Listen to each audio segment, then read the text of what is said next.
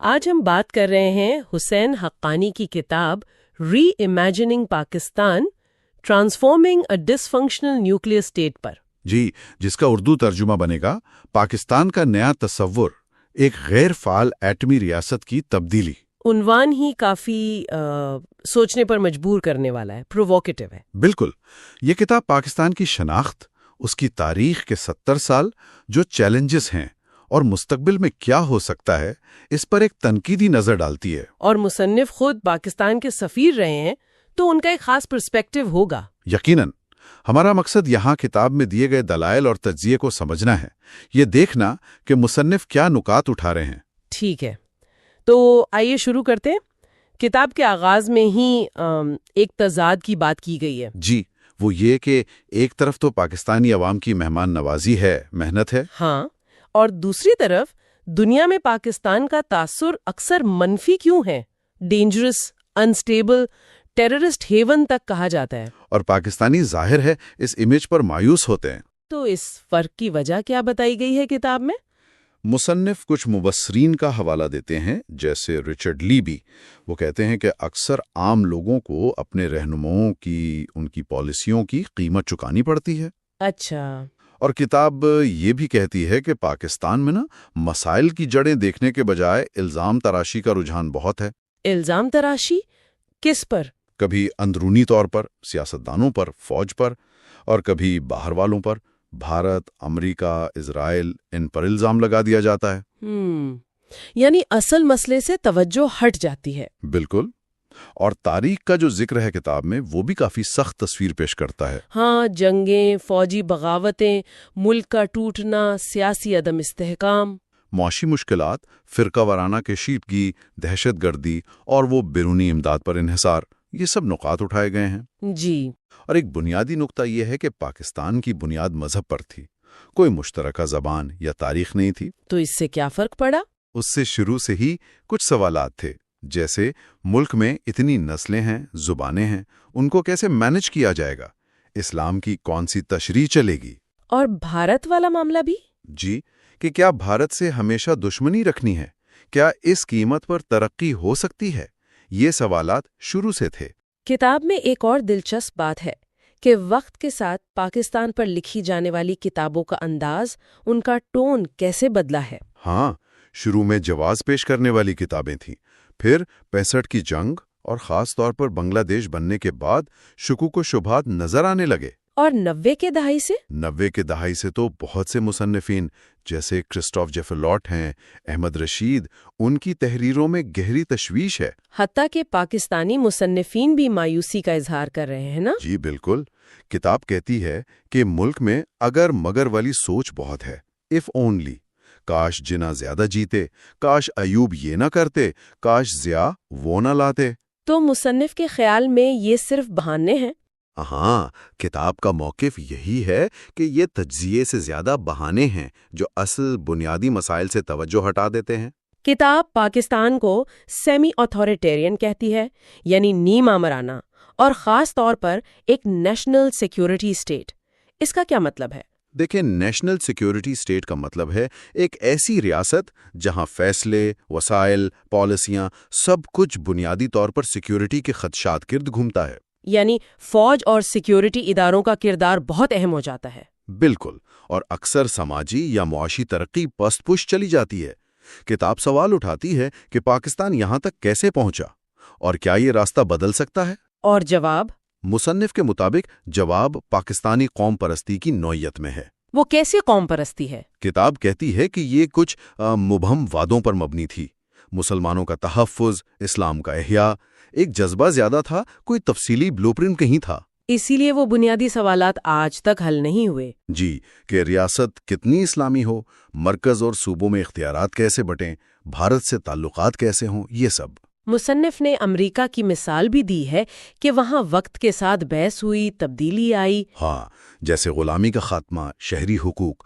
کتاب کہتی ہے کہ پاکستان اپنی شناخت کو ان شروع کی شکایات سے آگے نہیں بڑھ سکا، اور تنقید کو فوراً رد کر دیا جاتا ہے۔ اب آتے ہیں باب 1 پر۔ عنوان ہے اے ریزیلینٹ انٹرنیشنل مائیگرین، یعنی ایک لچکدار بین الاقوامی درد سر۔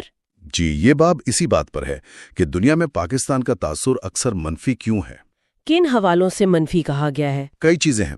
ایٹمی ہتھیاروں کی حفاظت کا سوال، دہشت گردی سے تعلق کے الزامات، خاص طور پر اسامہ بن لادن والے واقعے کے بعد، اور ماضی کی فوجی بغاوتیں، توہین مذہب کے قوانین کا استعمال اور اوچ گروہوں کی مبینہ ریاستی سرپرستی جیسے لشکر طیبہ، افغان طالبان۔ عالمی سرویز کا بھی ذکر ہے۔ ہاں، پیو اور BBC کے سرویز کا حوالہ ہے جو منفی رائے دکھاتے ہیں۔ 2017 کی ٹرمپ کی تقریر کا بھی ذکر ہے۔ پاکستان کا رد عمل کیا بتایا گیا؟ وہی روایتی رد عمل، الزامات کا انکار، ہمیں اسکیپ گوٹ بنایا جا رہا ہے، ہم نے تو قربانیاں دی ہیں۔ اور وہ سوچ کہ پاکستان اتنا اہم ہے کہ اسے نظر انداز نہیں کیا جا سکتا۔ بالکل، کہ امریکہ نہیں تو چین، چین نہیں تو روس، کوئی نہ کوئی مدد کرے گا۔ یہ سوچ پاکستانی اشرافیہ میں ہے، کتاب کے مطابق۔ تو اپنی نظر میں اور دنیا کی نظر میں ایک بڑا فرق ہے، ایک گیپ ہے۔ بہت بڑا گیپ ہے۔ تنقید کو فوراً پاکستان دشمنی کہہ دیا جاتا ہے۔ ریاست کوشش کرتی ہے کہ بیانیہ کنٹرول میں رہے۔ اور وہ میڈلن البرائٹ والا جملہ، انٹرنیشنل مائیگرین؟ جی، کتاب کہتی ہے کہ یہ جملہ کافی حد تک عالمی سوچ کو ظاہر کرتا ہے، ایک ایسا مسئلہ جو مستقل سر کھپاتا ہے۔ تو یہ درد سر ہونے کی وجوہات کیا ہیں؟ کیا یہ صرف تاثر ہے یا اس کی جڑیں گہری ہیں؟ کتاب تو کہتی ہے جڑیں گہری ہیں۔ یہ پاکستان خطرے میں ہے والا بیانیہ جو شروع سے رہا، اس نے ایک دفاعی ذہنیت پیدا کی۔ دو قومی نظریے پر زور دیا گیا۔ ہاں، لیکن ایک جدید کثیر النسلی ریاست کی شناخت بنانے پر کم توجہ رہی۔ کیا یہ خدشات قیام پاکستان کے وقت نہیں اٹھائے گئے تھے؟ بالکل اٹھائے گئے تھے۔ کئی ناقدین تھے، انہوں نے پوچھا تھا کہ بھئی نسلی آہنگی کیسے ہوگی، معاشی وسائل کہاں سے آئیں گے، بھارت سے مقابلہ کیسے ہوگا؟ لیکن ان کی بات سنی نہیں گئی۔ کتاب کہتی ہے کہ اس وقت جذبات حاوی تھے، نعرے بازی تھی، تنقید کرنے والوں کو اکثر اسلام دشمن کہہ دیا جاتا تھا۔ اور آج بھی تنقید سے نمٹنے کا انداز ویسا ہی ہے۔ کتاب میں کئی مثالیں دی گئی ہیں، جارحانہ رد عمل، میڈیا پر دباؤ، ناقدین پر ذاتی حملے اور اپنی قربانیوں کا ذکر کر کے اصل بات سے توجہ ہٹانا۔ جنرل باجوہ کا رد عمل بھی اسی میں آتا ہے۔ جی، ٹرمپ کے بیان پر جو رد عمل تھا اسے اسی تناظر میں پیش کیا گیا ہے۔ اس سب کا نتیجہ کیا نکلتا ہے عوام کے لیے؟ نتیجہ یہ کہ عوام کو اکثر مسائل کی اصل سنگینی کا اندازہ ہی نہیں ہوتا۔ کوئی منفی خبر آئے تو وہ دشمن کا پروپیگنڈا، کوئی اندر سے تنقید کرے تو وہ غدار۔ اور امیج پر بہت زور رہتا ہے۔ ہاں، امیج ٹھیک کرنا ہے، چاہے زمینی حقیقت کچھ بھی ہو۔ سٹاک مارکیٹ کی مثال دی ہے کہ کارکردگی کا شور تو مچاتے ہیں، لیکن یہ نہیں دیکھتے کہ اس کا کل حجم یعنی کیپٹلائزیشن کتنا کم ہے خطے کے دوسرے ملکوں کے مقابلے میں۔ لیکن کیا کوئی اچھی خبر نہیں، کوئی کامیابیاں نہیں؟ نہیں، کتاب تسلیم کرتی ہے کہ کامیابیاں ہیں، متوقع عمر بڑھی ہے، خواندگی بہتر ہوئی ہے، غربت کم ہوئی ہے۔ تو پھر مسئلہ کیا ہے؟ مصنف کا زور اس بات پر ہے کہ ناکامیوں کو بھی تسلیم کیا جائے، خاص طور پر تعلیم اور صحت میں۔ وہاں پاکستان اپنے پڑوسیوں سے پیچھے ہے۔ بجٹ میں ترجیح نہیں دی جاتی۔ ہاں، بجٹ کم، اسکول نہ جانے والے بچے بہت زیادہ، عالمی رینکنگ خراب، یہ سب چیلنجز ہیں۔ اور نوجوان آبادی اگر ہنرمند نہ ہو تو وہ ایک ڈیموگرافک ڈیویڈنڈ کے بجائے بوجھ بن سکتی ہے۔ کتاب میں دوسرے انڈیکیٹرز کا بھی ذکر ہے۔ جی، انسانی ترقی کا انڈیکس، غربت کی شرح، $2 یومیہ سے کم، پینے کا صاف پانی، عالمی مسابقت، ان سب میں پاکستان کی پوزیشن اچھی نہیں بتائی گئی۔ اور ان سب چیلنجز کا سامنا کرنے کے بجائے رد عمل کیا ہوتا ہے؟ کتاب کے مطابق رد عمل وہی پرانا ہے، الزام تراشی یا حالات کا بہانہ، تاریخی ناانصافی، بھارت کی دشمنی، بیرونی جنگیں، خراب لیڈرشپ۔ یعنی ساختی مسائل، اجتماعی غلطیوں پر بات نہیں ہوتی؟ بہت کم، اپنی غلط ترجیحات پر غور نہیں ہوتا۔ لیکن پاکستان قائم تو ہے، 70 سال سے زیادہ ہو گئے۔ یہ بقا کا بیانیہ یا سروائیول نیریٹو تو بہت مضبوط ہے۔ بالکل ہے، اور کتاب اسے مانتی بھی ہے۔ لیکن سوال یہ اٹھاتی ہے کہ کیا صرف زندہ رہنا کافی ہے؟ کیا یہ ترقی پاکستان نہ بھی بنتا تو ہو جاتی؟ اور بنگلہ دیش جو کبھی ہمارا حصہ تھا، اس کی کارکردگی بہتر کیوں ہے؟ کیا یہ کوئی سوال نہیں اٹھاتا؟ یعنی صرف بیرونی رائے کو دشمنی کہہ کر مسترد کرنا کافی نہیں؟ ہاں، یہ آنکھیں چرانے والی بات ہو سکتی ہے۔ کتاب میں نظریہ پاکستان کی کردار پر بھی بات ہے۔ جی، مصنف کہتے ہیں کہ پاکستان ایک کنٹرائیوڈ یعنی بنائی گئی ریاست تھی۔ اسلامی قوم پرستی اور بھارت دشمنی کو مرکزی حیثیت دی گئی، اور ریاست نے ایک خاص بیانیہ مسلط کیا۔ ہاں، جسے بعد میں نظریہ پاکستان کہا گیا۔ کتاب کہتی ہے کہ شروع میں تو دنیا میں ہمدردی بھی کم تھی، عرب ممالک بھارت کے قریب تھے، مغرب والے بھی شک میں تھے۔ تو پھر ملک چلا کیسے؟ کتاب کہتی ہے کہ پاکستان نے عالمی سیاست کا فائدہ اٹھایا، مغرب کو کمیونزم کا ڈر دکھایا، مسلم دنیا کو امت کا نعرہ دیا۔ اور بیرونی مدد؟ جی، برطانوی اور امریکی مدد شروع میں بہت اہم تھی، افسر، ٹریننگ، اتحاد، امداد، لیکن پاکستانی بیانیہ اکثر اس مدد کو کم کر کے پیش کرتا ہے، زور صرف اللہ کے فضل اور عوام کی ہمت پر رہتا ہے۔ تو یہ بقا کا بیانیہ ایک طرح سے خود احتسابی میں رکاوٹ ہے؟ کتاب کا موقف یہی لگتا ہے، مسائل کو خراب گورننس یا اچھے لیڈر کی کمی کہہ دیا جاتا ہے۔ بنیادی مفروضوں پر سوال نہیں اٹھایا جاتا؟ نہیں، جیسے فوج کا کردار، اسلام پسندی کی نوعیت، بھارت سے تعلقات، بیرونی انحصار، ملک کے اندر جو تنوع ہے اسے تسلیم نہ کرنا، ان پر سوال کم اٹھتے ہیں۔ ٹھیک ہے، اب آتے ہیں دوسرے باب پر۔ عنوان ہے faith, grievance and special purpose, یعنی عقیدہ، شکایت اور خاص مقصد۔ جی، یہ باب دیکھتا ہے کہ پاکستان بننے کی نظریاتی بنیادیں کیا تھیں اور شروع کے فیصلے کیسے ہوئے۔ مصنف کیا کہتے ہیں؟ وہ کہتے ہیں کہ پاکستان کا مطالبہ شروع سے ہی واضح نہیں تھا، ابہام تھا۔ 1940 کی قرارداد میں تو پاکستان کا نام بھی نہیں تھا۔ اور جناح صاحب نے جان بوجھ کر تفصیلات واضح نہیں کیں۔ کتاب کا یہی کہنا ہے، اور مسلم لیگ کو واحد نمائندہ جماعت کہا گیا، حالانکہ ایسا نہیں تھا۔ اس سے کیا فرق پڑتا ہے؟ فرق یہ پڑتا ہے کہ جن صوبوں کی بنیاد پر ملک بننا تھا، پنجاب اور بنگال، وہاں مسلمانوں کی اکثریت بہت زیادہ نہیں تھی، 57% اور 54.7%۔ اچھا، اگر یہ صوبے پورے ملتے تو پاکستان میں 40% غیر مسلم ہوتے۔ تقسیم کا خیال تو بہت بعد میں آیا، اور جناح کا رویہ بھی کبھی کبھی متضاد لگتا تھا، ہندو اکثریتی ریاستوں سے الحاق کی کوششیں وغیرہ۔ اس وقت جو کتابیں لکھی جا رہی تھیں پاکستان کے حق میں، وہ کیسی تھیں؟ حقاق کہتی ہے کہ وہ زیادہ تر جذباتی تھیں، پروپیگنڈا زیادہ تھا، عملی منصوبہ بندی کم، دلائل بھی عجیب تھے۔ مثلاً کبھی ہندو مسلم مسئلے کا ذکر، بنیا ایمپیریلزم کا رونا، پھر اچانک پاکستانی ہندوؤں کو زمین کے بیٹے کہنا۔ کچھ میں تو نسلی نظریات بھی تھے، انڈس بمقابلہ گنگا تہذیب، جس میں بنگالیوں کو نظر انداز کیا گیا۔ تو لوگوں کو متحرک کیسے کیا گیا؟ الیکشن کیسے جیتے گئے؟ دو چیزیں، ہندو راج کا خوف اور اسلامی نظام کا وعدہ۔ 1945-46 کے الیکشن میں تو ووٹ کا حق بھی بہت کم لوگوں کو تھا۔ پنجاب میں خاص طور پر مذہبی طبقے کو استعمال کیا گیا۔ علماء، پیر وغیرہ؟ جی، پیغام یہ تھا کہ لیگ کو ووٹ دو تو جنت، مخالفت کی تو کفر۔ اور آزادی کے بعد بھی یہی سوچ رہی؟ کتاب کہتی ہے ہاں، بھارت کا خوف، اسلامی اتحاد کی خواہش، اور فوج آہستہ آہستہ نظریے کی محافظ بن گئی۔ نظریے اور شکایتیں عملی پالیسی پر حاوی ہو گئیں۔ کتاب میں منصوبوں کی عدم موجودگی، ایبسنس آف پلانز، پر بہت زور ہے۔ جی، یہ ایک اہم نکتہ ہے۔ مصنف کہتے ہیں کہ جناح تفصیلات بتاتے ہی نہیں تھے۔ معیشت کیسی ہوگی، اقلیتوں کا کیا بنے گا، کہتے تھے یہ تفصیلات کے معاملات ہیں۔ ماؤنٹ بیٹن کے سوالوں کا بھی جواب نہیں دیا؟ نہیں، دفاع، مالیات، وسائل، ان پر کوئی واضح جواب نہیں تھا۔ اس کا نتیجہ کیا نکلا پھر آزادی کے بعد؟ تیاری نہیں تھی تو مشکلات بہت آئیں، جنہیں بعد میں کہہ دیا گیا کہ یہ دشمن کی سازش تھی۔ دارالحکومت کا انتخاب کراچی کا، وہ بھی دیر سے ہوا۔ اثاثوں کی تقسیم کا مسئلہ؟ ہاں، اس میں بھی منصوبہ بندی نہیں تھی، رقم روکی گئی، کشمیر جنگ کی وجہ سے فوجی سامان نہیں ملا۔ بیانیہ صرف یہ ہے کہ بھارت نے زیادتی کی، یہ نہیں کہ ہماری حکمت عملی کیا تھی۔ مشترکہ گورنر جنرل والی بات بھی اہم لگتی ہے۔ جی، کتاب کہتی ہے کہ اگر ماؤنٹ بیٹن کو مشترکہ گورنر جنرل مان لیتے تو شاید اثاثے بہتر تقسیم ہوتے، لیکن جناح نے خود سربراہ بننے کو ترجیح دی۔ اس کا مالی نقصان ہوا جو آج تک بیلنس شیٹ پر ہے، مگر بات صرف شکایت کی ہوتی ہے۔ اور کشمیر؟ کتاب کے مطابق وہ بھی منصوبہ بندی کی کمی اور جذباتی فیصلوں کی مثال ہے۔ مہاراجہ فیصلہ نہیں کر پا رہے تھے، شیخ عبداللہ کانگریس کے قریب تھے، پاکستان نے قبائلی حملہ کروا دیا۔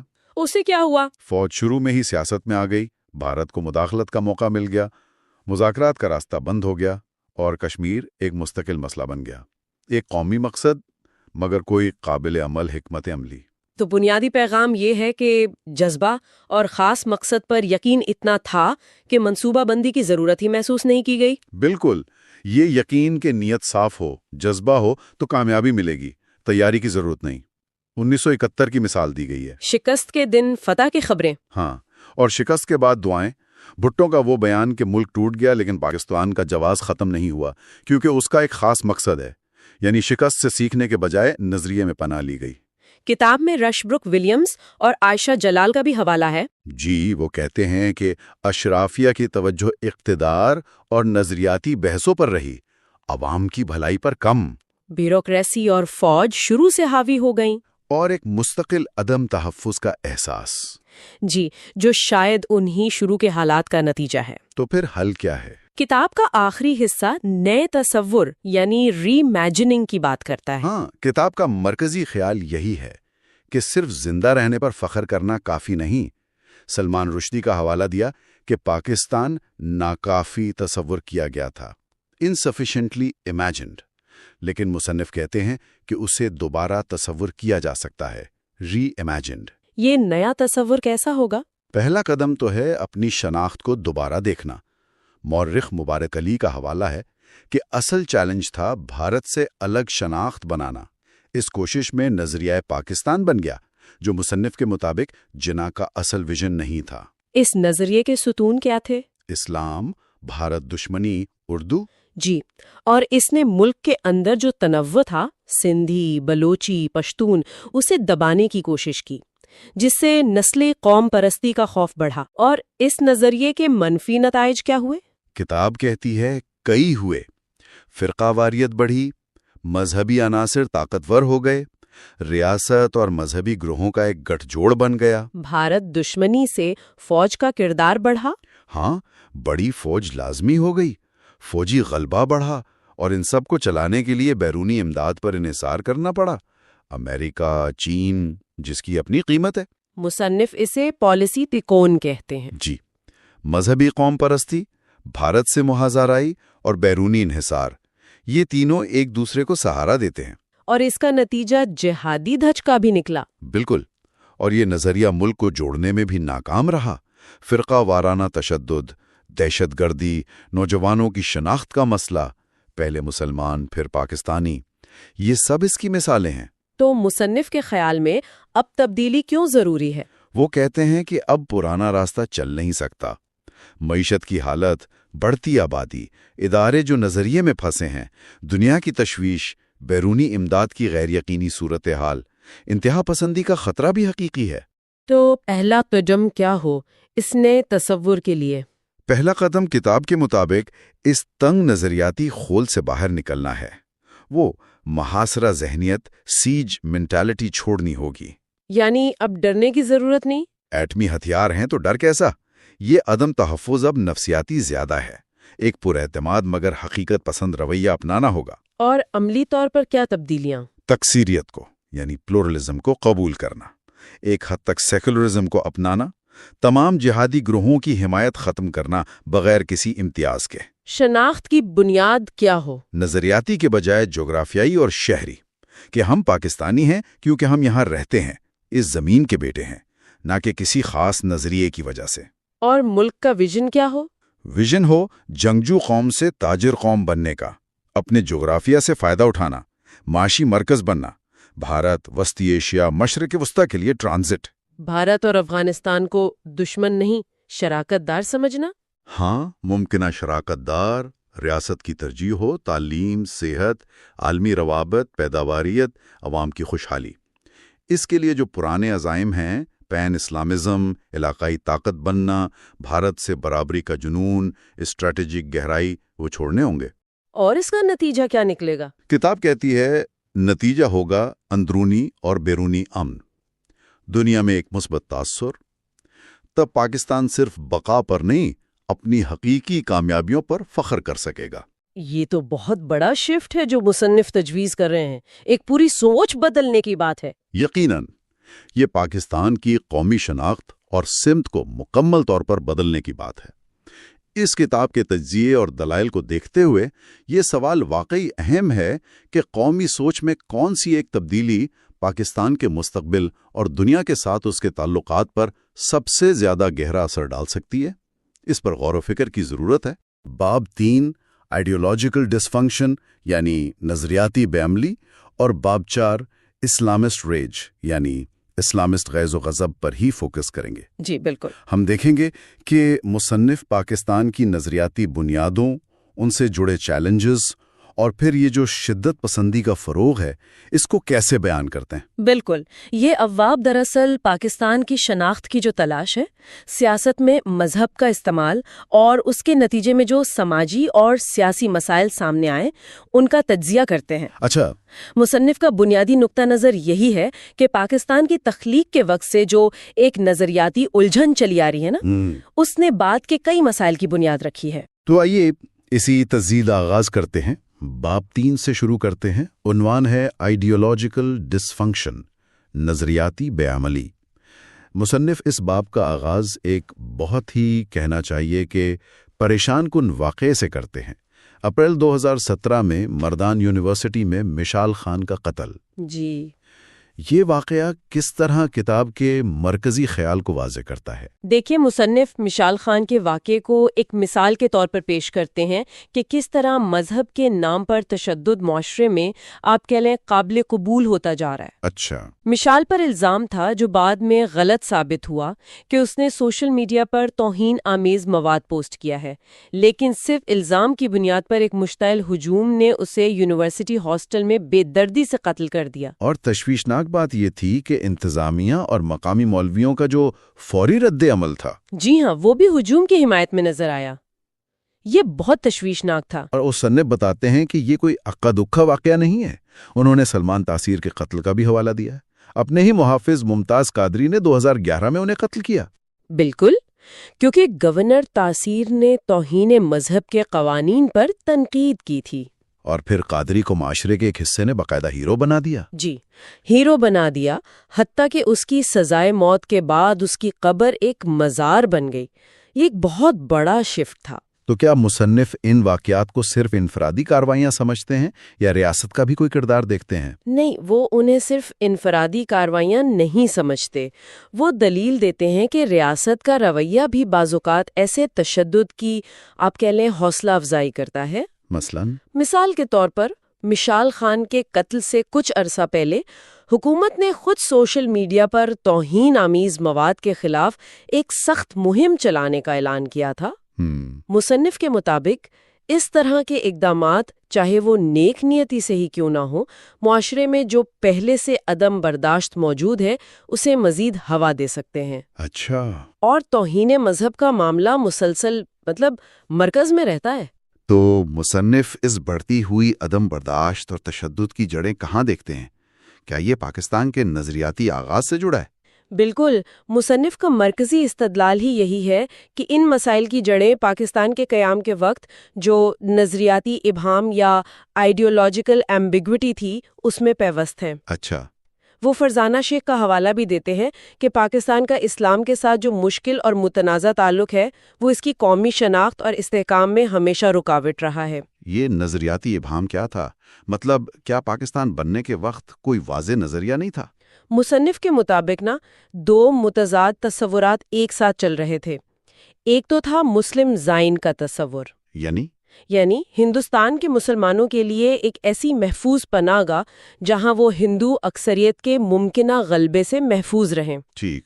اور دوسرا تصور تھا نیو میڈینا کا۔ New Medina? جی، کہ پاکستان اسلام کی نشاط ثانیہ کا مرکز بنے گا، ایک مثالی اسلامی ریاست جو پوری مسلم دنیا کی رہنمائی کرے گی۔ اچھا، تو یہ تو کافی مختلف باتیں ہیں۔ جی ہاں، اور مسلم لیگ کی قیادت، خاص طور پر جناح اور لیاقت علی خان، وہ بظاہر ضرورت کے مطابق کبھی ایک پہلو پر زور دیتے تھے، کبھی دوسرے پر۔ اس کی کوئی مثالیں ہیں کہ یہ تضاد عملی طور پر کیسے نظر آیا؟ جی، مثال کے طور پر پنجاب میں مسلم لیگ کی جو الیکشن مہم تھی اس میں پیروں اور مولویوں نے کھل کر مذہبی نعرے استعمال کیے، مخالفین کو کافر تک کہا گیا۔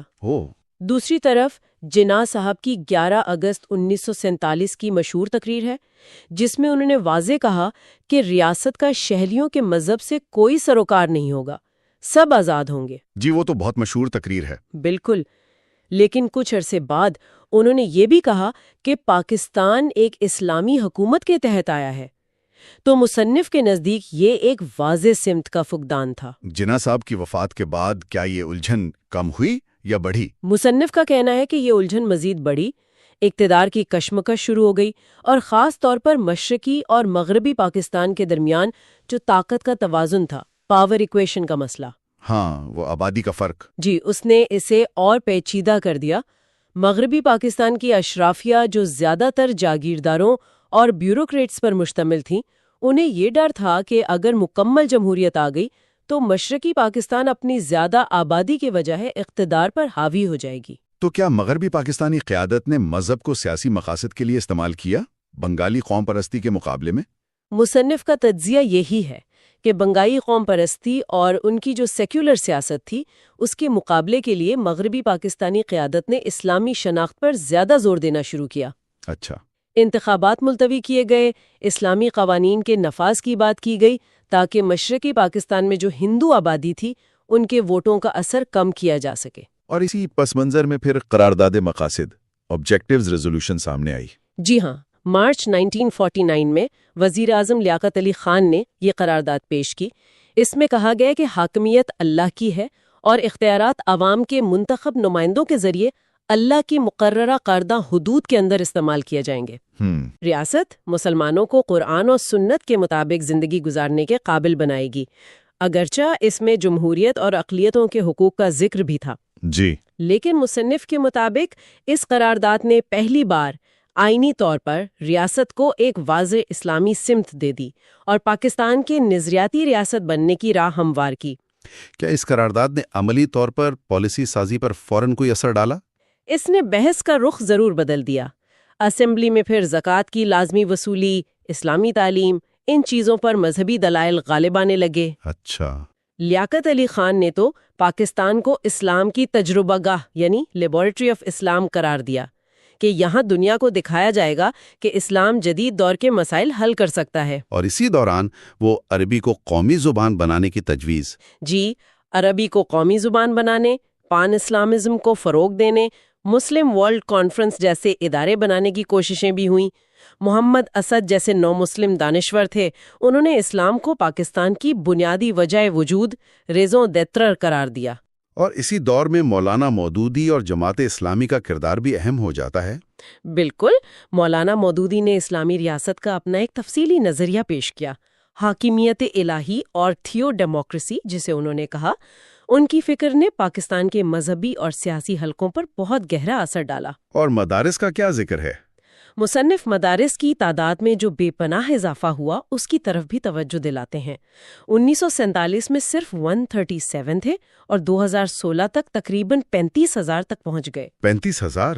جی، اور پھر ضیاء الحق کے دور میں ان مدارس کا کردار افغان جہاد کے لیے افرادی قوت فراہم کرنے میں بہت اہم رہا۔ یہ ایک دلچسپ تضاد لگتا ہے، ایک طرف مغربی تعلیم یافتہ سیکولر نظر آنے والی قیادت، دوسری طرف ریاست کو اسلامی رنگ دینے کی کوششیں۔ مصنف اسے کیسے بیان کرتے ہیں؟ مصنف اسے ایک سیکولر انٹرپرائز کہتے ہیں جسے سیکولر مینجمنٹ چلا رہی تھی۔ اچھا، اسلامی منصوبہ، سیکولر انتظامیہ۔ یعنی قیادت جدیدیت پسند تھی، لیکن سیاسی مفادات کے تحت وہ مذہب اور سیاست کو الگ کرنے پر تیار نہیں تھی۔ لیاقت علی خان اسلامی سوشلزم کی بات کرتے تھے، لیکن اس کی کوئی واضح تشریح نہیں تھی۔ اسلامی معیشت کے نعرے لگائے گئے، لیکن سودی بینکاری نظام چلتا رہا۔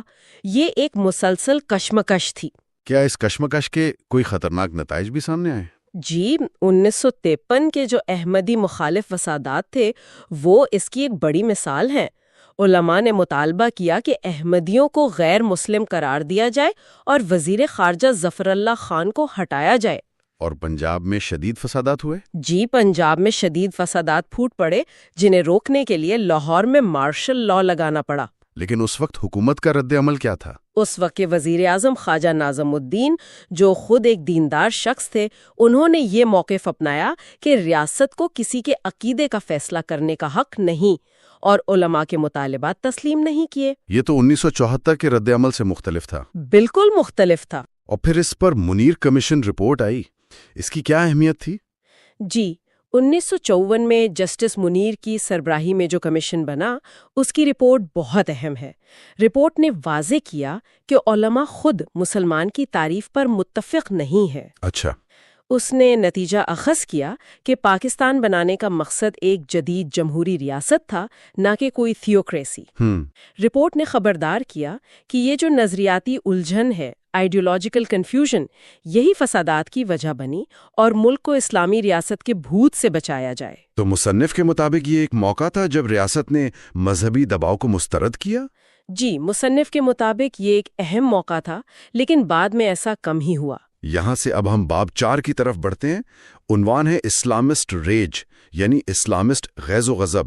مصنف دلیل دیتے ہیں کہ 1971 میں مشرقی پاکستان کی علیحدگی کے بعد پاکستان نے مذہب پر انحصار کم کرنے کے بجائے اسے اور بڑھا دیا۔ ایسا کیوں ہوا؟ مصنف کے مطابق بنگلہ دیش بننے کے بعد پاکستان کی آبادیاتی اور سیاسی صورتحال بالکل بدل گئی۔ پنجاب اب ملک کا اکثریتی صوبہ بن گیا، صحیح، اور جو سیکولر بنگالی سیاست کا عنصر تھا وہ ختم ہو گیا۔ اس خلا کو پر کرنے کے لیے ذوالفقار علی بھٹو نے، جو خود کو سوشلسٹ خادم اسلام کہتے تھے، اچھا، انہوں نے اسلام پر زیادہ زور دینا شروع کیا۔ اپنی پارٹی سے بائیں بازو کے نظریاتی کارکنوں کو نکالا اور جاگیرداروں کو شامل کیا جنہوں نے مذہب کو سیاسی مقاصد کے لیے استعمال کیا۔ اور بھٹو دور میں ہی 1974 میں احمدیوں کو غیر مسلم قرار دیا گیا، جو 1953 میں نہیں ہوا تھا۔ جی ہاں، 1974 میں دوبارہ احمدی مخالف فسادات ہوئے اور اس بار ریاست کا رد عمل 1953 سے بالکل مختلف تھا۔ بھٹو حکومت نے مذہبی جماعتوں کے شدید دباؤ میں آ کر آئین میں ترمیم کی اور احمدیوں کو قانونی طور پر غیر مسلم قرار دے دیا۔ تم مصنف اسے ایک بڑی کامیابی سمجھتے ہیں اسلامسٹ قوتوں کی؟ جی، مصنف اسے اسلامسٹ قوتوں کی ایک بڑی کامیابی قرار دیتے ہیں جس نے مستقبل کے لیے راستہ متعین کر دیا۔ پھر 1977 کے انتخابات آئے اور جنرل ضیاء الحق کا مارشل لاء۔ 1977 کے انتخابات میں اپوزیشن اتحاد PNA کا بنیادی نعرہ ہی نظام مصطفیٰ تھا۔ جی ہاں، وہ بہت مشہور ہوا۔ انتخابات میں دھاندلی کے الزامات پر شدید احتجاجی تحریک چلی جس میں مذہبی رنگ غالب تھا۔ بھٹو نے حالات کو قابو کرنے کے لیے شراب، جوئے، نائٹ کلب پر پابندی لگائی، شریعت نافذ کرنے کا وعدہ بھی کیا، لیکن بات نہیں بنی اور جنرل ضیاء الحق نے مارشل لاء لگا دیا۔ ضیاء دور کی اسلامائزیشن کے پاکستان پر کیا اثرات ہوئے ہیں؟ مصنف اس بارے میں کیا کہتے ہیں؟ مصنف کے نزدیک ضیاء الحق کی اسلامائزیشن پاکستان کی تاریخ کا ایک فیصلہ کن موڑ تھا۔ ضیاء نے تو اقتدار میں آنے سے پہلے ہی فوج کا موٹو بدل کر ایمان، تقوی، جہاد فی سبیل اللہ کر دیا تھا۔ اچھا، یہ پہلے ہی ہو چکا تھا۔ احمدیوں کے خلاف مزید سخت قوانین بنائے، زکوٰۃ و عشر کا نظام لاگو کیا، سرکاری دفاتر میں نماز کا اہتمام لازمی قرار دیا۔ ان قانونوں کے سماجی اثرات کیا ہوئے، خاص طور پر حدود آرڈیننس کے؟ حدود آرڈیننس کے نفاذ سے خاص طور پر زنا بالجبر کے کیسز میں خواتین کے لیے انصاف کا حصول بہت مشکل ہو گیا۔ کیسے؟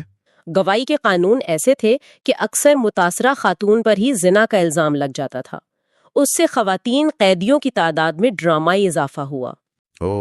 ضیاء کا واضح موقف تھا کہ پاکستان کی بنیاد صرف اسلام ہے اور سیکولرزم ایک خطرہ ہے۔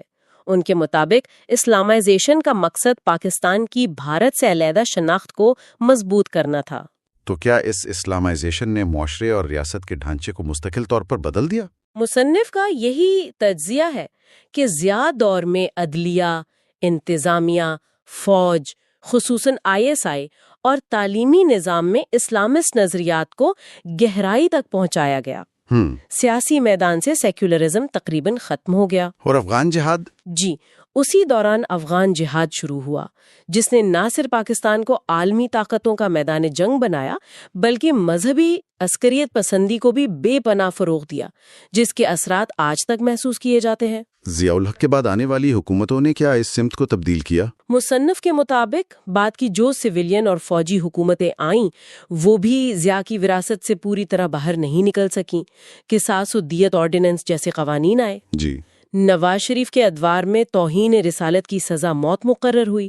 اسلامی نظریاتی کونسل متنازعہ تجویز دیتی رہی، جیسے وہ شوہر کو بیوی پر ہلکی مار کی اجازت والی تجویز تھی۔ ہاں، اس پر کافی بحث ہوئی تھی۔ جی، تو مطلب اسلامائزیشن کا عمل کسی نہ کسی شکل میں جاری رہا۔ کتاب میں بریلوی مکتب فکر کے شدت پسندی کی طرف مائل ہونے کا بھی ذکر ہے، جو پہلے نسبتاً پرامن سمجھا جاتا تھا۔ جی، یہ ایک اہم تبدیلی ہے۔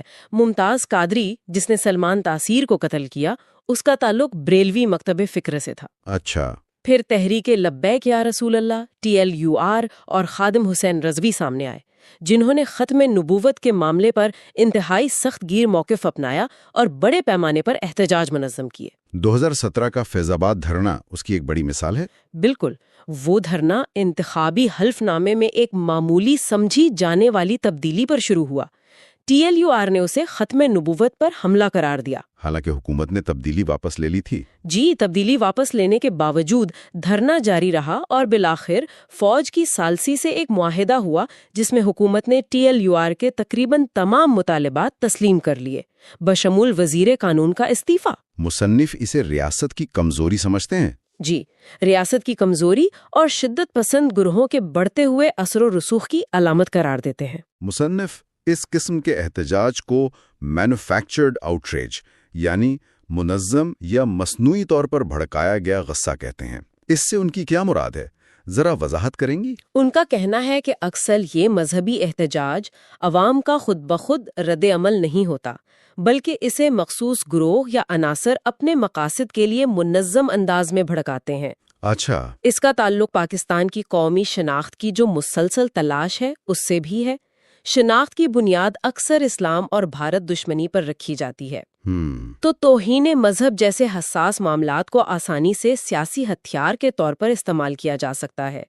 افواہیں اور سوشل میڈیا اس غصے کی صنعت یا آؤٹریج انڈسٹری کو پھیلانے میں اہم کردار ادا کرتے ہیں۔ تو اس ساری صورتحال کا حل کیا ہے؟ مصنف توازن بحال کرنے، ریسٹورنگ بیلنس کی بات کرتے ہیں۔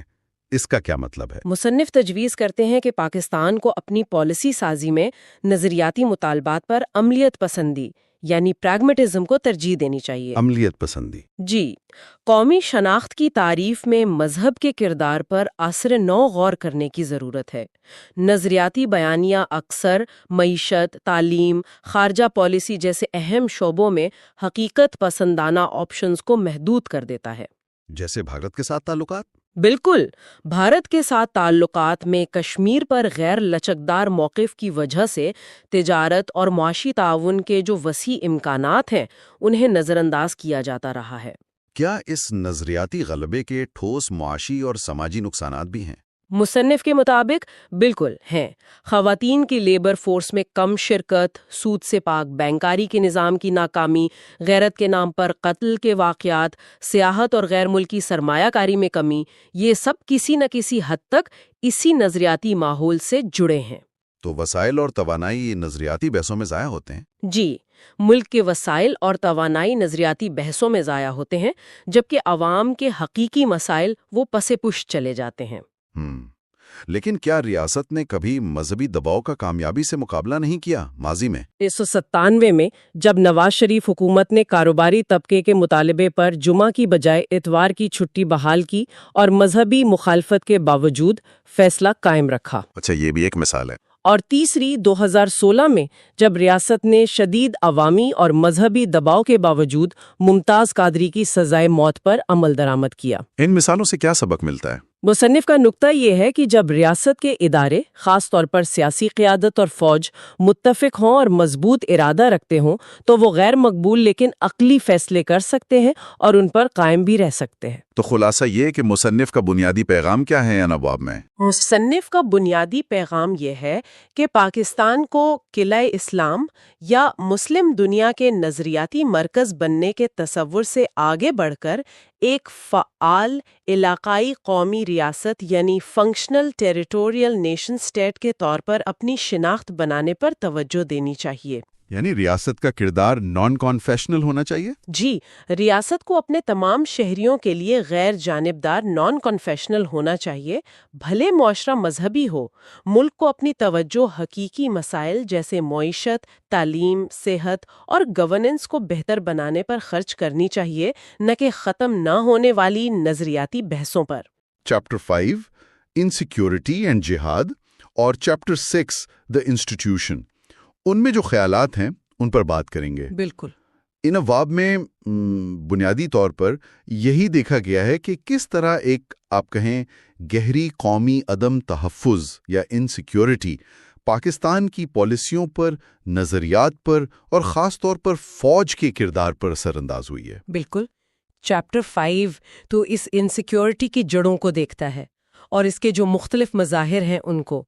کتاب بحث کا آغاز کرتی ہے ضیاء الحق کے دور سے، اچھا، جب اسلامائزیشن کو ایک طرح سے قومی شناخت کے بحران کا علاج سمجھا جا رہا تھا۔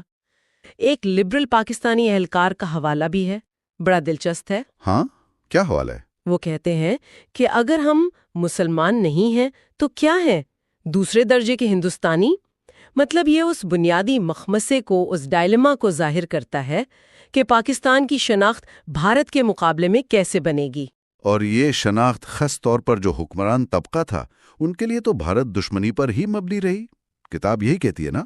جی۔ اور اسی لیے شاید ضیاء کے بعد آنے والے جو مغربی تعلیم یافتہ لیڈرز تھے جیسے بے نظیر بھٹو یا پرویز مشرف، وہ بھی پاکستان کو ایک خاص اسلامسٹ سمت میں جانے سے نہیں روک پائے۔ جی، مصنف کی دلیل تو یہی ہے کہ اس کی بڑی وجہ بھارت کے بارے میں جو ایک اجتماعی سوچ تھی، جو مائنڈ سیٹ تھا، ہاں، اسے بدلنے میں ہچکچاہٹ تھی۔ فوج کی نظر میں آپ دیکھیں، رجت پسند مولوی زیادہ محب وطن تھے کیونکہ وہ کبھی بھارت سے نہیں ملیں گے۔ اچھا۔ جبکہ لبرل اور سیکولر دانشوروں پر، ان پر تو ہمیشہ شک کیا جاتا تھا کہ یہ ملک توڑ دیں گے یا بھارت میں ضم ہو جائیں گے یا پھر فوج پر تنقید کر کے دشمن کے ایجنٹ بن جائیں گے۔ تو یہ دشمن صرف بھارت ہی نہیں تھا، مطلب کتاب تو ایک پوری فہرست دیتی ہے۔ بھارت تو ہے ہی، اسرائیل، امریکہ موسمی دوست کہا گیا ہے۔ ہاں، فیئر ویدر فرینڈ۔ مغربی ممالک، حتیٰ کہ کچھ مسلم ممالک پر بھی عدم اعتماد کا ذکر ملتا ہے۔ یہ سب دراصل اسی ایک بنیادی انسیکیورٹی سے جڑا ہوا ہے، یہ یقین کہ بھارت نے پاکستان کا وجود کبھی دل سے تسلیم نہیں کیا۔ اچھا۔ اور وہ اسے ختم کرنا چاہتا ہے۔ یہ نظریہ قیام پاکستان کے وقت سے ہی ہے اور اسے پھر نصابی کتب اور میڈیا کے ذریعے اب دیکھیں نسل در نسل پروان چڑھایا گیا۔ اور یہ اتنا گہرا تھا کہ 1971 میں جب مشرقی پاکستان الگ ہوا اور بھارت نے مغربی پاکستان پر حملہ بھی نہیں کیا، اس کے باوجود اس سوچ میں کوئی تبدیلی نہیں آئی؟ بالکل نہیں، اس بنیادی سوچ میں کوئی تبدیلی نہیں آئی۔ ذوالفقار علی بھٹو کی جو تقاریر ہیں اقوام متحدہ میں، وہ بہت مشہور ہیں، خاص طور پر 1971 کے بعد والی، جس میں انہوں نے وہ 1000 سال تک لڑنے کی بات کی تھی، وہ اسی ذہنیت کی عکاسی کرتی ہیں۔ اور یہ رویہ اتنا گہرا ہے کہ نیوکلیئر ہتھیار حاصل کرنے کے بعد بھی یہ کم نہیں ہوا؟ نہیں، بالکل نہیں۔ اور یہ انسیکیورٹی بعض اوقات بڑی، آپ کہیں غیر منطقی خوف کی شکل اختیار کر لیتی ہے۔ کتاب میں مثال ہے، اسلام آباد میں ایک یوگا سینٹر جلایا گیا۔ ہاں، میں نے پڑھا تھا۔ صرف اس لیے کہ اس کا تعلق ایک بھارتی گرو سے تھا۔ اچھا۔ اسی طرح پانی کا مسئلہ ہے۔ انڈس واٹر ٹریٹی تو موجود ہے، لیکن اس کے باوجود بھارت پر الزامات لگتے رہتے ہیں۔ اور پھر لشکر طیبہ جیسے گروپوں کی لیڈرز، جنہیں بین الاقوامی سطح پر دہشت گرد قرار دیا گیا، وہ پاکستان میں اسی بھارت دشمن بیانیے کی وجہ سے ہیرو سمجھے جاتے رہے۔ اور جب بھارت میں ہندو قوم پرستی کا رجحان بڑھا تو اسے پھر اس پاکستانی بیانیے کے ثبوت کے طور پر پیش کیا جانے لگا۔ جی ہاں، بالکل۔ لیکن کتاب یہ واضح کرتی ہے کہ پاکستان میں بھارت سے خطرے کا جو تصور ہے وہ ہندوتوا کے سیاسی عروج سے بہت پہلے کا ہے۔ اچھا۔ نہرو نے تو 1948 میں کہا تھا کہ بھارت پاکستان کو قبول کرتا ہے اور اس کی خوشحالی چاہتا ہے، مگر اس بیان کا کوئی خاص اثر نہیں ہوا۔ تو رویہ مستقل رہا، مطلب جنرل راحیل شریف کا 2016 کا بیان بھی، آپ کہہ رہی ہیں بھٹو کی 1971 کی تقریر جیسا ہی لگتا ہے۔ جی، کتاب تو یہی موازنہ پیش کرتی ہے۔ اور اسی پس منظر میں کتاب ایک اور تصور متعارف کراتی ہے، قومی سلامتی کی الہیات یا نیشنل سیکیورٹی تھیولوجی۔ یہ کیا چیز ہے نیشنل سیکیورٹی تھیولوجی؟ مطلب یہ کہ قومی سلامتی کے تصورات کو ایک مذہبی رنگ دے دینا، جیسے مملکت خداداد کا تصور یا یہ بیانیہ کہ پاکستان رمضان کی مقدس رات میں بنا، یہ سب اسی کا حصہ ہیں۔ اور پھر اس میں غزوہ ہند کی حدیث کا معاملہ آ جاتا ہے۔ بالکل، اس کی تشریح اس طرح کی گئی کہ گویا پاکستانی فوج کا ہندوؤں کے خلاف جو جہاد ہے وہ پہلے سے طے شدہ ہے، ایک پیش گوئی ہے۔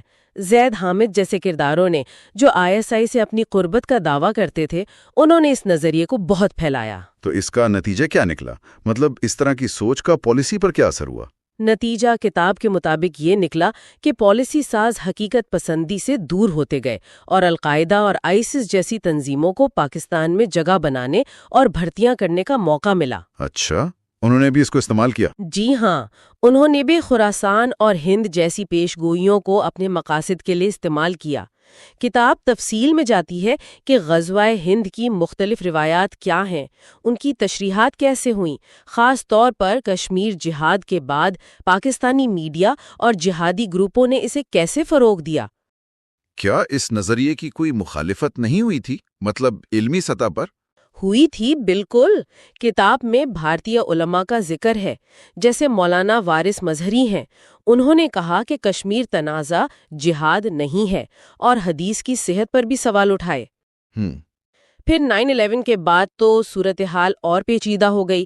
TTP، القاعدہ، ISIS، ان سب تنظیموں نے ہند کی اپنی اپنی تشریحات کرنا شروع کر دی، جو اکثر پاکستان کو بھی شامل کرتی تھی۔ جیسے ISIS خراسان؟ بالکل۔ ISIS خراسان گروپ کا بننا اور اس میں TTP کے منحرفین کا شامل ہونا، یہ اسی کی ایک مثال ہے۔ تو خلاصہ یہ ہے کہ مصنف کے مطابق اس مذہبی الہیات کو جب پالیسی کا حصہ بنایا گیا تو اس سے تشدد بڑھا اور پاکستان کی اپنی سلامتی کو نقصان پہنچا۔ جی ہاں، کتاب کا مرکزی نقطہ یہی لگتا ہے کہ اس نے حقیقت پسندانہ خارجہ پالیسی کو کمزور کیا، اور اسی سے جڑا ہوا ایک اور مسئلہ ہے، وہ ہے سازشی نظریات کا، کنسپیرسزم کا۔ کنسپیرسزم، پاکستان کا political culture of shadow games? جی، جہاں ہر طرف سازشوں کا یقین پایا جاتا ہے۔ اس کی مثالیں تو بہت ہیں، شاید لیاقت علی خان کے قتل سے شروع ہو کر۔ ہاں، اور جعلی وکی لیکس کیبلز تک بہت لمبی فہرست ہے۔ کتاب اس کی وجہ کیا بتاتی ہے؟ کیوں ہے اتنی سازشی تھیوریز؟ کئی وجوہات بتائی گئی ہیں۔ ایک تو یہ کہ مشکلات کی وضاحت کے لیے کوئی قربانی کا بکرا چاہیے ہوتا ہے۔ صحیح۔ دوسرا، ایک بند معاشرہ جہاں سرکاری باتوں پر ویسے ہی یقین کم ہوتا ہے، اور بعض اوقات کتاب کہتی ہے ریاستی ادارے خود بھی غلط معلومات پھیلاتے ہیں۔ اچھا۔ اور نشانہ عموماً کون ہوتے ہیں؟ اسلام اور پاکستان کے دشمن، یہودی سازش، بھارتی سازش۔ یہ تو بہت عام ہے۔ کچھ سازشی نظریات تو بہت ہی عجیب بھی ہیں، جیسے وہ ہارپ ٹیکنالوجی سے سیلاب لانے والا نظریہ۔ ہاں، وہ بھی ہے، یا ملاقہ یوسفزئی کا ایجنٹ ہونا۔ جی، کیا فوج کا بھی اس میں کوئی کردار بتایا گیا ہے؟ کتاب کے مطابق فوج خود بھی ان نظریات کا ایک بڑا منبع رہی ہے، خاص طور پر ضیاء دور کے بعد۔ کچھ سینئر آفیسرز کے نام بھی لیے گئے ہیں، جیسے جنرل حمید گل، جنرل ظہیر الاسلام عباسی، جنرل شاہد عزیز، جن کے حوالے سے کہا گیا کہ وہ سازشی اور اسلامسٹ خیالات رکھتے تھے، اور ان سازشوں کا استعمال پھر فوج کو احتساب سے بچانے اور جو ناقدین ہیں ان کو بدنام کرنے کے لیے بھی ہوتا رہا ہے۔ اور یہ جو رہنماؤں کو بدنام کرنے کا چکر ہے، یہ تو بہت پرانا لگتا ہے۔ ہر آنے والا لیڈر پچھلے والے پر غداری کا الزام لگا دیتا ہے۔ بالکل، اور شفافیت کی جو کمی ہے، جیسے خفیہ معاہدے ہیں، جنگوں کی اصل تفصیلات نہیں پتہ، مختلف آپریشنز ہوئے، یہ سب چیزیں سازشی نظریات کو مزید ہوا دیتی ہیں۔ تو نتیجہ کیا نکلتا ہے ان سب کا؟ نتیجہ، جیسا کہ کتاب کہتی ہے، غیر عقلیت پسندی ہے، irrationality ہے، اور ادارے کمزور ہوتے ہیں۔ اور اداروں کی بات چلی ہے تو کتاب کا اگلا باب، چیپٹر 6، اس کا عنوان ہی دی انسٹیٹیوشن ہے۔ جی ہاں، ظاہر ہے یہ پاکستان کے سب سے طاقتور ادارے یعنی فوج پر ہی مرکوز ہے۔ کتاب کہتی ہے کہ قیام پاکستان کے وقت فوج واحد مکمل فعال اور منظم ادارہ تھی۔ جی، ایک اہم نکتہ ہے۔ جبکہ سیاسی جماعت مسلم لیگ نسبتاً ناتجربہ کار تھی، فوج کو برطانوی ہند کی فوج کا ایک بڑا حصہ وراثت میں ملا، تقریباً 1/3، جبکہ ملک کی آمدنی بہت کم تھی، صرف 17%۔ مصنف کی دلیل یہ ہے کہ اس عدم توازن کو، اس امبیلنس کو جسٹیفائی کرنے کے لیے خطرات کو بڑھا چڑھا کر پیش کیا گیا، خاص طور پر بھارت سے۔ اچھا۔ اسٹیفن پی کوہن جیسے دانشوروں کا حوالہ بھی ہے کہ پاکستان کی جو ڈینجرس برتھ تھی، اس نے فوج کو شروع سے ہی ایک مرکزی اہمیت دے دی۔ تو فوج کی یہ ابتدائی برتری صرف حالات کی وجہ سے تھی یا اس کی اپنی تنظیم، اس کا سٹرکچر بھی بہتر تھا؟ نہیں، دونوں چیزیں تھیں۔ فوج کا منظم ڈھانچہ تھا، ایک مشترکہ مقصد تھا، اور ایک حد تک نسلی ہم آہنگی بھی تھی، پنجابی غلبہ تھا۔ صحیح۔ یہ چیزیں اسے دوسرے اداروں پر فوقیت دیتی تھیں۔ زرنگ کا جو سول ملٹری کمپلیکس کا تصور ہے وہ بھی یہی کہتا ہے کہ فوجی افسران کو مقامی تعلقات اور ڈسپلن کی وجہ سے ایک ایڈوانٹیج حاصل تھا۔ پھر فوجی مداخلتوں کی تاریخ شروع ہوتی ہے۔ پہلا کامیاب مارشل لا 1958 میں ایوب خان نے لگایا۔ کیا اس کا کوئی فارمولا تھا کتاب کے مطابق؟ کتاب کہتی ہے کہ فارمولا سادہ تھا، آرمی چیف کی مرضی اور سینئر جرنیلوں کا اتفاق۔ اچھا، ایوب خان نے اس کا جواز سیاسی ناکامی اور حب الوطنی کو قرار دیا۔ یہاں شجاع نواز کے پریٹورین سٹیٹ کے تصور کا ذکر بھی اہم ہے۔ پریٹورین سٹیٹ، اس سے کیا مراد ہے آسان الفاظ میں؟ آسان الفاظ میں مطلب ایک ایسی ریاست جہاں فوج سیاست پر اس قدر حاوی ہو جائے کہ وہ جمہوری نظام کو پنپنے ہی نہ دے یا اسے اپنی مرضی کے مطابق چلائے۔ کتاب کہتی ہے کہ پاکستان میں فوج سیاسی نظام کی افزائش روکتی رہی۔ بعض اوقات تو سیاستدان خود فوج کو دعوت دیتے رہے اور فوج طاقت کا مرکز بنی رہی۔ یہ ایک آپ کہیں وشس سائیکل ہے۔ وشس سائیکل کیسا؟ کہ بھارت کا خوف فوج کی عزت بڑھاتا ہے، اس سے فوج کا غلبہ بڑھتا ہے اور پھر فوج اس خوف کو قائم رکھتی ہے تاکہ اس کا غلبہ برقرار رہے۔ تو کیا فوج براہ راست حکومت نہیں کرنا چاہتی تھی؟ کیا یہ حکمت عملی تھی؟ ایک نظریہ یہ بھی تھا۔ کتاب میں میجر جنرل شیر علی خان کا حوالہ ہے کہ فوج کی اصل طاقت اس کے کرشمے میں ہے، اس کی امیج میں ہے۔ براہ راست حکومت کرنے سے وہ ختم ہو جائے گی۔ اچھا، تو بہتر حکمت عملی یہ سمجھی گئی کہ جمہوریت کا دکھاوا کیا جائے، فوج ریفری بنی رہے اور کمزور سیاسی جماعتوں کو کنٹرول کیا جائے۔ تو کیا فوج ایک طرح سے بیک سیٹ ڈرائیور بن گئی، پیچھے بیٹھ کر گاڑی چلانے والی؟ کافی حد تک آپ کہہ سکتی ہیں، خاص طور پر 1970 کی دہائی کے بعد جب سول ملٹری تعلقات زیادہ خراب ہوئے۔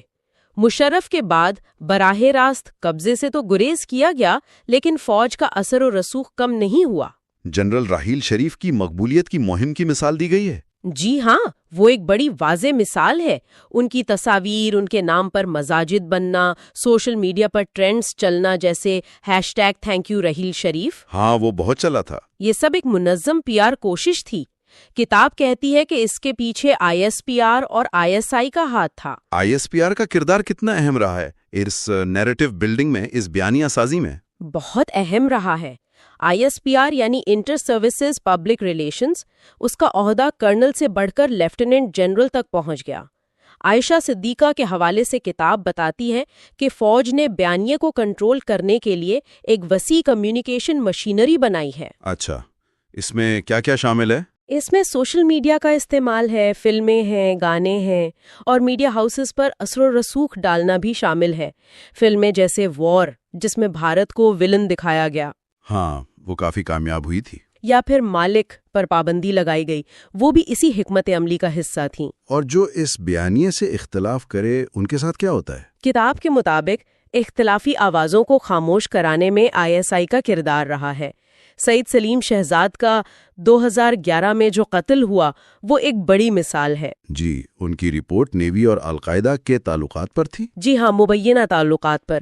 اس کے بعد وہ مارے گئے، اگرچہ ISI نے تردید کی لیکن شک بڑھ گیا۔ اس کے علاوہ بھی کئی صحافیوں اور بلاگرز کو دھمکانے، اغوا کرنے یا تشدد کا نشانہ بنانے کے واقعات کا ذکر کتاب میں موجود ہے۔ تو مقصد تاریخ اور حال دونوں کے بیانے پر کنٹرول حاصل کرنا ہے؟ لگتا تو یہی ہے، اور اس کنٹرول میں فوج کی برتری کا ایک افسانہ بھی شامل ہے کہ فوجی افسران زیادہ قابل ہیں، زیادہ ایماندار ہیں، کرپشن سے پاک ہیں، جبکہ احتساب کا نظام آپ کہہ رہی ہیں غیر شفاف ہے؟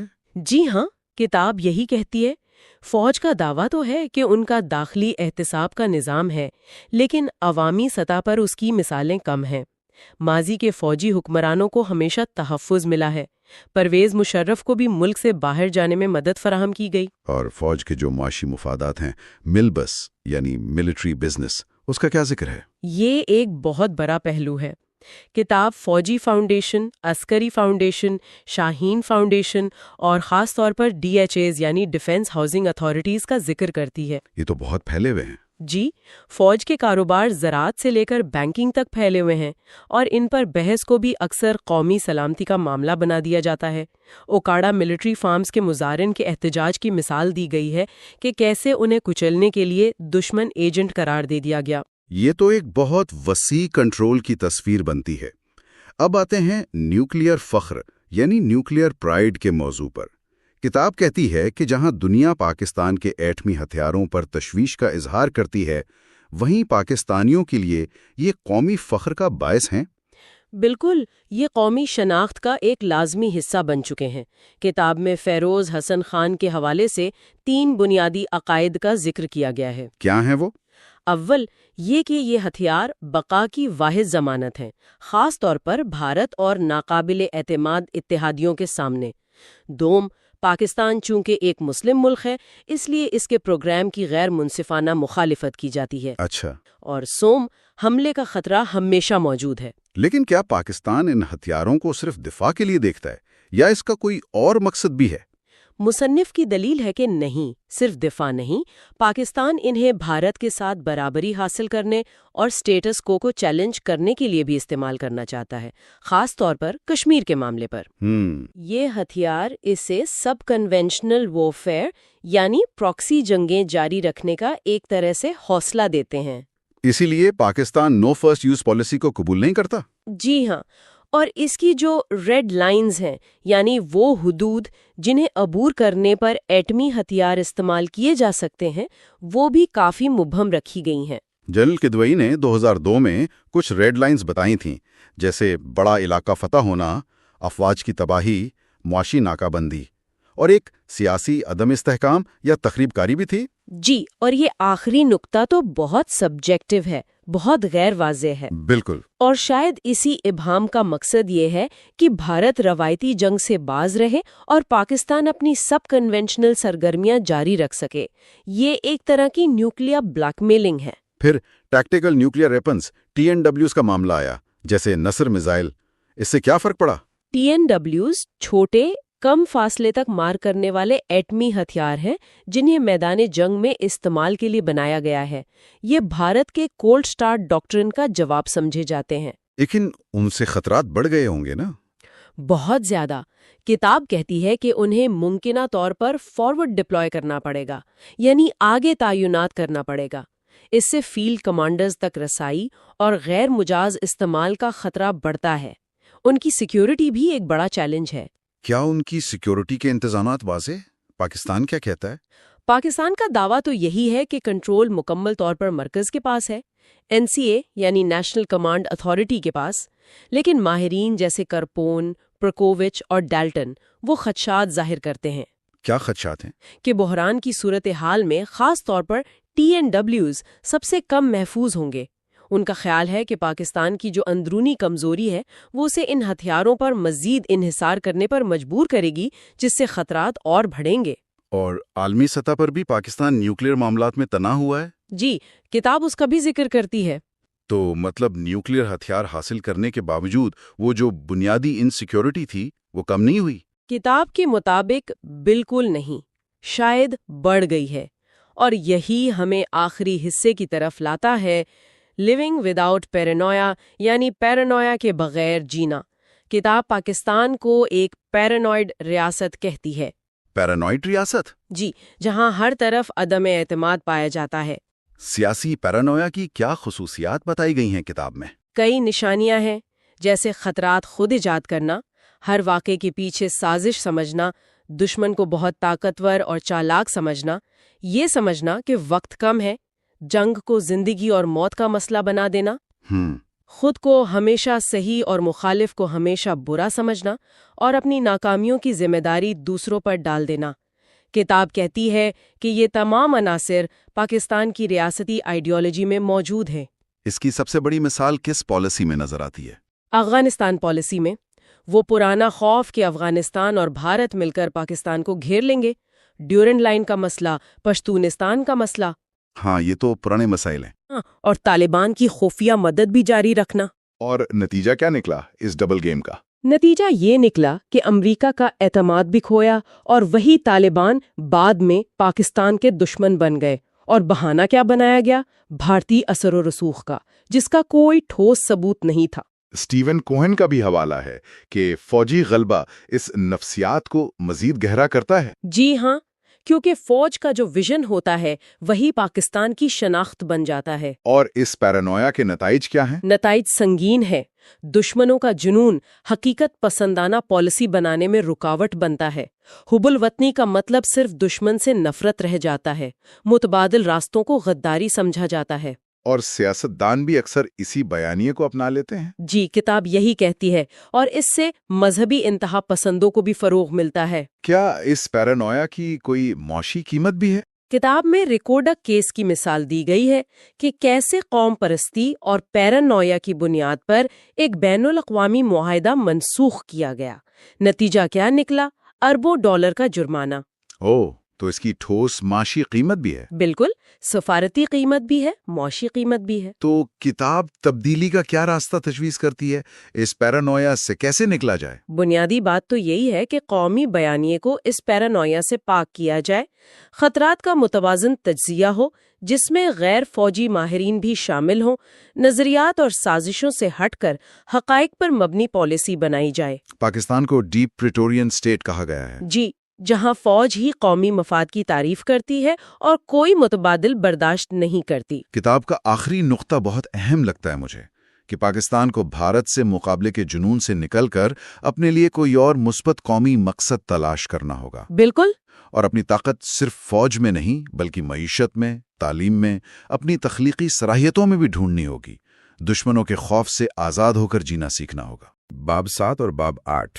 بالکل، یہ کتاب پاکستان کے لیے ایک، آپ کہہ لیں، مختلف مستقبل کا نقشہ کھینچنے کی کوشش کرتی ہے، اور یہ ابواب اس بحث کے لیے بہت بہت مرکزی حیثیت رکھتے ہیں۔ جی ہاں۔ تو آئیے دیکھتے ہیں کہ مصنف پاکستان کے معاشی اور تصویریاتی یعنی اسٹریٹیجک راستوں کا کیا تجزیہ پیش کرتے ہیں۔ بالکل، ان ابواب میں مصنف بنیادی طور پر پاکستان کی جو کور پرائیورٹیز ہیں ان پر سوال اٹھاتے ہیں۔ خاص طور پر باب 7 میں وہ یہ دلیل دیتے ہیں کہ پاکستان نے معیشت پر سیکیورٹی اور نظریے کو فوقیت دی ہے۔ اچھا۔ اور باب 8 میں وہ ان پالیسیوں کا جائزہ لیتے ہیں جنہیں وہ فولی یعنی ایک طرح کی حماقت قرار دیتے ہیں۔ ٹھیک ہے۔ تو ہم دیکھیں گے کہ ان کے مطابق ان مسائل کی جڑیں کہاں ہیں اور کیا کوئی مختلف راستہ ممکن بھی تھا یا ہے۔ ٹھیک ہے، تو شروع کرتے ہیں باب 7 سے۔ عنوان ہے واریئرز ناٹ ٹریڈرز، یعنی جنگجو تاجر نہیں۔ یہ عنوان تو خود ہی کافی کچھ کہہ رہا ہے۔ جی بالکل۔ مصنف کا مرکزی خیال کیا ہے یہاں؟ بنیادی نقطہ یہ ہے کہ پاکستان کی قیادت نے بالکل شروع سے ہی قوم کی شناخت ایک جنگجو قوم کے طور پر بنائی۔ جنگجو قوم؟ جی، جس کی بنیادی توجہ نظریہ اور قومی دفاع پر رہی۔ یہ اس سوچ کے بالکل آپ سمجھیں برعکس ہے جو امریکی صدر کولج میں کہی تھی کہ the chief business of the American people is business۔ اچھا، یعنی کاروبار اہم ہے۔ جی، پاکستان میں کاروبار یا تجارت کو وہ مرکزی حیثیت، وہ اہمیت کبھی نہیں ملی۔ اور اس کے آپ کے خیال میں عملی نتائج کیا ہوئے؟ کتاب کیا کہتی ہے؟ نتائج تو کئی سطح پر نظر آتے ہیں۔ مثلا وہ فوربس کی ارب پتیوں کی لسٹ کا حوالہ دیتے ہیں۔ ہاں، میں نے بھی پڑھا تھا کہ پاکستانیوں کی تقریباً عدم موجودگی ہے۔ کتاب کہتی ہے کہ 2017 میں کوئی پاکستانی نہیں تھا اس لسٹ میں، اور میاں منشا جو 2010 میں شامل ہوئے بھی تھے وہ جلدی باہر ہو گئے۔ تو مصنف کے مطابق پاکستان میں دولت کمانا اور اسے برقرار رکھنا وہ آسان نہیں ہے۔ کامیاب تاجروں کو کئی طرح کے دباؤ کا سامنا رہتا ہے۔ لیکن ایک عام خیال بھی تو ہے ہمارے ہاں کہ پاکستان تو جی وسائل سے مالا مال ہے، لوگ بہت محنتی ہیں، بس یہ کرپشن ہے جس نے سارا بیڑا غرق کیا ہوا ہے۔ جی یہ بہت عام خیال ہے، اور مصنف ان آپ کہیں عام وضاحتوں کو چیلنج کرتے ہیں۔ وہ مانتے ہیں کہ کرپشن ایک مسئلہ ہے، بالکل ہے، ظاہر ہے، لیکن یہ پوری تصویر نہیں ہے۔ وہ سوال پوچھتے ہیں کہ بھائی اگر وسائل ہیں اور محنت بھی ہے تو ہماری زرعی پیداوار فی ایکڑ دوسرے ممالک سے آدھی کیوں ہے؟ یہ اہم سوال ہے۔ جی، ہم کپاس زیادہ پیدا کرتے ہیں مگر ٹیکسٹائل بنگلہ دیش سے کم برآمد کیوں کرتے ہیں، حالانکہ بنگلہ دیش تو کپاس اتنی پیدا نہیں کرتا۔ صحیح۔ تو ان کے خیال میں سارا زور کرپشن پر ڈالنا یہ پالیسی کے جو بنیادی ناکامیاں ہیں ان سے توجہ ہٹا دیتا ہے۔ تو اصل مسئلہ پھر پالیسی کا ہے؟ مصنف کے مطابق اصل مسئلہ ریاست کا 70 سال سے بیرونی آمدان اور قرضوں پر انحصار ہے۔ اچھا، یہ انحصار۔ جی، اس نے ایک ایسا کلچر پیدا کیا ہے جہاں محنت اور خود انحصاری کے بجائے بس بیرونی مدد کا انتظار کیا جاتا ہے۔ ٹھیک۔ اور معاشی معاملات پر عوامی یا میڈیا کی توجہ بھی وہ کہتے ہیں بہت کم رہی ہے۔ ندیم الحق کی ایک پرانی تحقیق کا حوالہ ہے کہ اخبارات میں معیشت پر کتنی کم بات ہوتی تھی۔ ہاں، وہ میں نے بھی نوٹ کیا ہے۔ اور ٹی وی چینلز آنے کے بعد تو خیر زیادہ تر بحث سیاسی لڑائیوں پر، اسلامی نعروں پر، سازشی نظریات پر یا پھر بیرونی دشمنوں کے خلاف اکسانے پر ہی مرکوز رہی ہے۔ یہ ایک کافی دلچسپ نقطہ ہے، لیکن کیا معیشت بالکل ہی نظر انداز ہوئی ہے؟ مطلب کچھ ترقی تو ہوئی ہے 1947 کے مقابلے میں۔ ہاں بالکل، مصنف یہ تسلیم کرتے ہیں، جی ڈی پی بڑھی ہے، فی کس آمدنی میں بہتری آئی ہے۔ جی، لیکن وہ یہ نشاندہی کرتے ہیں کہ جو بلند شرح نمو کے ادوار تھے وہ اکثر بیرونی امداد کے ساتھ ہی آئے ہیں۔ اچھا۔ اور جیسے ہی امداد رکی، ترقی بھی سست ہو گئی۔ بنیادی مسائل وہ کہتے ہیں وہیں کے وہیں ہیں۔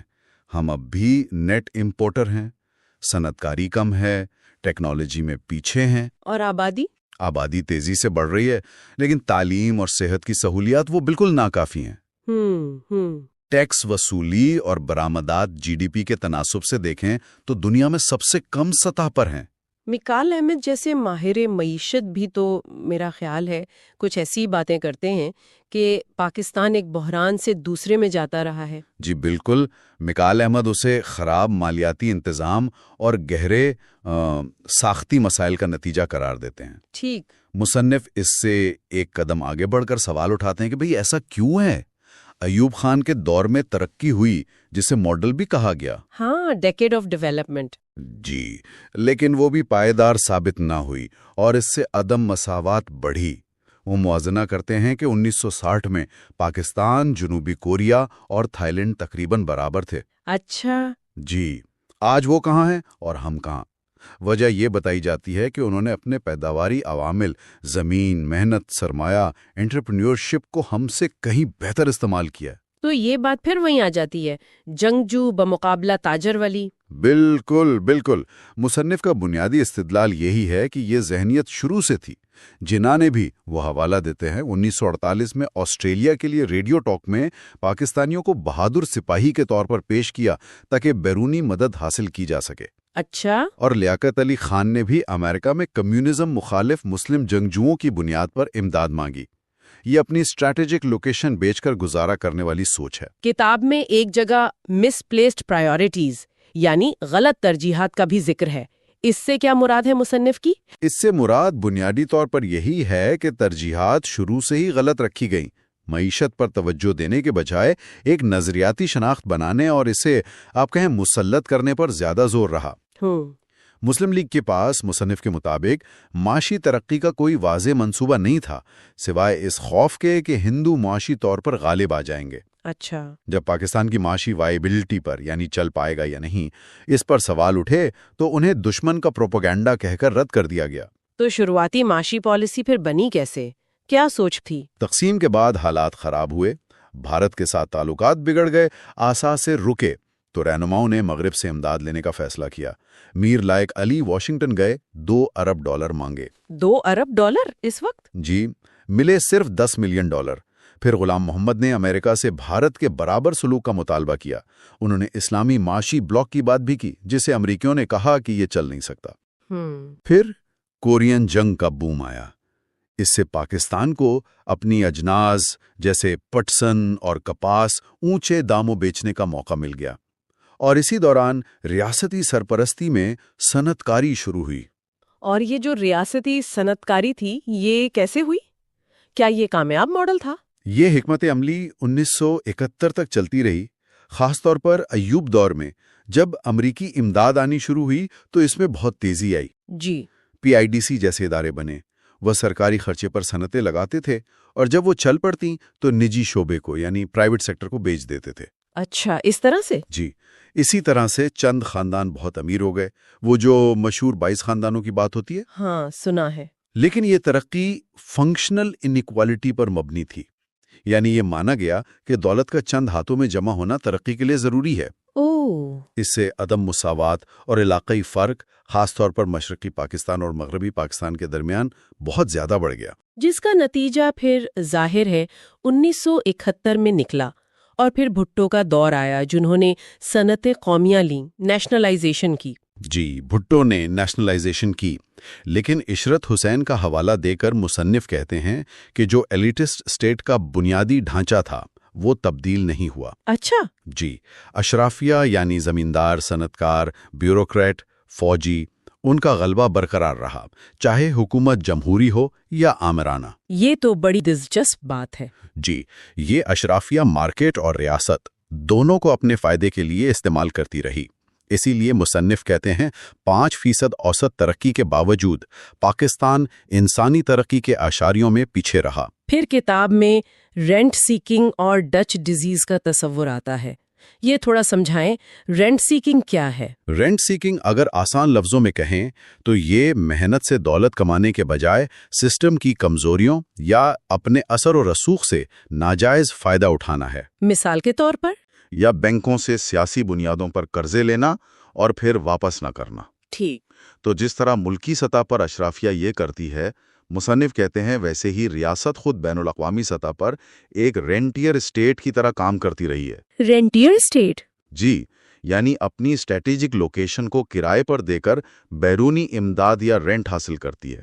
اس سے آپ کو اپنے ملک میں پیداواری صلاحیت بڑھانے کی ضرورت کم محسوس ہوتی ہے۔ اور ڈچ ڈیزیز کیا ہے؟ یہ ایک معاشی نظریہ ہے۔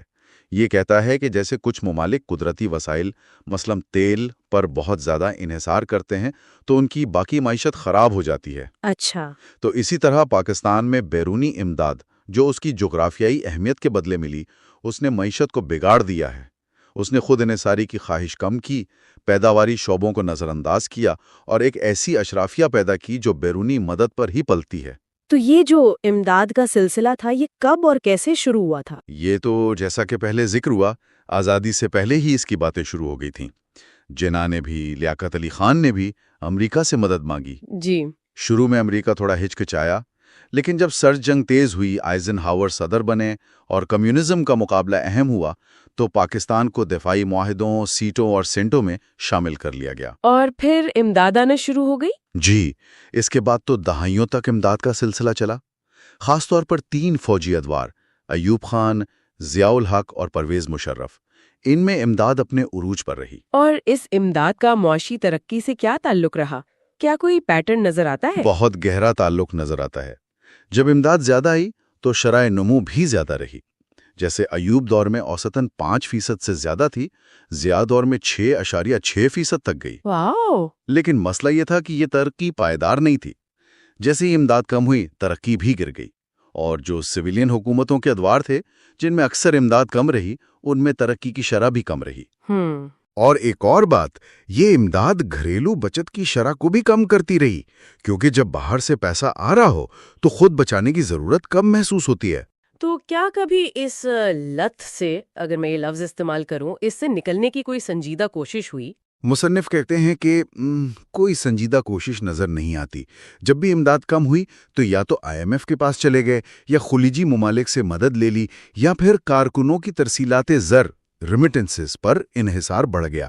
اچھا۔ ٹریڈ ناٹ ایڈ جیسے نعرے تو لگے، لیکن عملی طور پر تجارت بڑھانے کے لیے معیشت کو بدلنے کے بجائے مزید قرض یا امداد یا آسان شرائطی مانگی گئیں۔ کچھ آپ کہیں عجیب و غریب اسکیمیں بھی آئیں، جیسے نواز شریف دور کی قرض اتارو ملک سوارو مہم، جو بری طرح ناکام رہی۔ ہاں، وہ مجھے یاد ہے۔ اچھا، اور جب امریکہ نے امداد کر سوال اٹھائے یا اسے کم کیا تو پاکستان کا رد عمل کیا ہوتا رہا ہے عموماً؟ رد عمل عام طور پر دفاعی ہوتا ہے یا پھر انکار پر مبنی ہوتا ہے۔ مثلاً؟ یا تو یہ کہا جاتا ہے کہ جی ہمیں آپ کی امداد کی ضرورت ہی نہیں، یہ تو بہت معمولی رقم ہے، یا یہ کہا جاتا ہے کہ امریکہ نے ہماری قربانیوں کا، جو ہم نے سرد جنگ میں یا دہشت گردی کے خلاف جنگ میں دیں، ان کا صلہ نہیں دیا۔ یا پھر یہ دلیل دی جاتی ہے کہ امداد سے کہیں زیادہ نقصان تو ہمیں دہشت گردی سے ہوا ہے، یہ امداد تو اس کا ایک چھوٹا سا معاوضہ ہے۔ یہ تسلیم نہیں کیا جاتا کہ امداد پر ہمارا انحصار بہت زیادہ ہے، یا یہ کہ امداد میں کمی کی وجہ شاید ہماری اپنی کچھ پالیسیاں ہیں، جیسے بعض گروہوں کی حمایت کا الزام۔ تو باب 7 کا اگر خلاصہ کرے تو مصنف یہ کہہ رہے ہیں کہ یہ جنگجو والی سوچ اور بیرونی امداد پر انحصار، ان دو چیزوں نے پاکستان کو ایک ایسے چکر میں پھنسا دیا ہے جہاں وہ معاشی طور پر اپنے پیروں پر کھڑا نہیں ہو پا رہا۔ بالکل بالکل یہی نقطہ ہے۔ پیداواری صلاحیت بڑھانے کے بجائے ساری توجہ اسٹریٹجک کرایہ وصول کرنے پر مرکوز رہی ہے۔ IMF کی سابقہ سربراہ کرسٹین لاگارڈ کے الفاظ کا حوالہ دیا گیا ہے کہ مسائل وہی ہیں، بہت زیادہ قرض، کم آمدنی، کم سرمایہ کاری، کم برآمدات اور ضرورت ہے بنیادی گہری ساختی اصلاحات کی۔ ٹھیک ہے، یہاں سے اب ہم باب 8 پر آتے ہیں۔ عنوان ہے اوائڈنگ دا مارچ آف فالی، یعنی حماقت کے مارچ سے گریز۔ یہ فالی یا حماقت سے مصنف کی کیا مراد ہے؟ وہ ایک تاریخ دان ہیں باربارا ٹچمن، ان کی تعریف استعمال کرتے ہیں۔ فالی سے مراد وہ پالیسیاں ہیں جو حکومتیں جان بوجھ کر اپنے ہی مفادات کے خلاف اپناتی ہیں۔ جان بوجھ کر؟ جی، حالانکہ انہیں اسی وقت معلوم ہوتا ہے یا بتایا جاتا ہے کہ یہ نقصان دہ ہیں اور متبادل راستے بھی موجود ہوتے ہیں۔ یہ ایک طرح کی ضد یا ہٹ دھرمی کی پالیسیاں ہوتی ہیں جو صرف ایک حکمران تک محدود نہیں رہتی بلکہ لمبے عرصے تک چلتی رہتی ہیں۔ اور مصنف کے نزدیک پاکستان کی تاریخ میں ایسی کون سی پالیسیاں ہیں جو اس فالی کے زمرے میں آتی ہیں؟ وہ کئی مثالیں گنواتے ہیں۔ مثلاً پاکستان کو ایک نظریاتی اسلامی ریاست بنانے کا فیصلہ، جس نے ان کے خیال میں انتہا پسندی کو جنم دیا۔ اردو کو واحد قومی زبان مسلط کرنا، جس سے بنگالی علیحدگی پسندی کو ہوا ملی۔ اپنے وسائل سے کئی زیادہ بڑی فوج رکھنا، بھارت سے مستقل دشمنی کی پالیسی، تعلیم میں سرمایہ کاری نہ کرنا، افغانستان کے معاملات میں مداخلت کرنا، جوہری ہتھیاروں کو قومی فخر کا مسئلہ بنا لینا، بجائے اس کے کہ معیشت پر توجہ دی جاتی۔ اچھا، وہ کہتے ہیں کہ ان سب پالیسیوں کے جو نقصانات تھے وہ اسی وقت بتائے گئے تھے اور متبادل راستے بھی موجود تھے، لیکن ان پر عمل نہیں کیا گیا۔ کیا اس کی کوئی نفسیاتی یا سماجی وجہ بھی بتائی گئی ہے کتاب میں؟ یہ کیوں ہوتا ہے؟ جی، مصنف ایک اور تصور کا حوالہ دیتے ہیں جسے گروپ تھنک کہتے ہیں۔ یہ ارونگ جینس کا نظریہ ہے۔ Groupthink? جی، گروپ تھنک کا مطلب ہے کہ کسی گروپ کے اندر اتفاق رائے اور ہم آہنگی برقرار رکھنے کا دباؤ اتنا زیادہ ہو جاتا ہے کہ لوگ مختلف سوچنے یا پالیسیوں پر تنقید کرنے سے گریز کرتے ہیں۔ اچھا، غلطیوں کو نظر انداز کیا جاتا ہے، خطرات کو کم سمجھا جاتا ہے اور ایک اجتماعی خود فریبی پیدا ہو جاتی ہے کہ ہم جو کر رہے ہیں بس وہی ٹھیک ہے، وہی اخلاقی طور پر درست ہے۔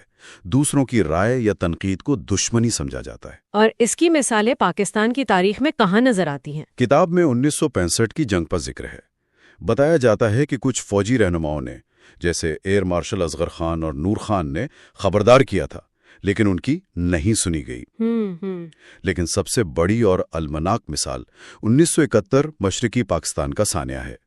وہاں فوجی حل پر اصرار کیا گیا، بنگالیوں کے خلاف شدید تعصب پایا جاتا تھا اور ایڈمرل احسن اور جنرل یعقوب خان جیسے لوگوں کے مشوروں کو مکمل طور پر رد کر دیا گیا۔ جی، یہ تو تاریخ کا حصہ ہے۔ مصنف کہتے ہیں کہ المیہ یہ ہے کہ 1971 کے بعد بھی سبق نہیں سیکھا گیا۔ بھٹو دور میں، ضیاء دور میں اور اس کے بعد کے ادوار میں بھی اسی طرح کی فالی کی مثالیں ملتی ہیں، جیسے جہادیوں کی حمایت جاری رکھنا یا کارگل کی مہم جوئی۔ لیکن ایک دلیل یہ بھی دی جاتی ہے کہ پاکستان ان سب مسائل، ان غلطیوں کے باوجود قائم تو ہے، تو کیا یہ اس کی ریزیلنس یعنی لچک کو ظاہر نہیں کرتا؟ مصنف اس ریزیلینس کے بیانیے سے بہت خبردار کرتے ہیں۔ وہ کہتے ہیں کہ ریاستوں کا زوال اکثر اچانک اور غیر متوقع ہوتا ہے۔ وہ سوویت یونین اور یوگوسلاویہ کی مثالیں دیتے ہیں جو بہت مضبوط نظر آتے تھے لیکن بکھر گئے۔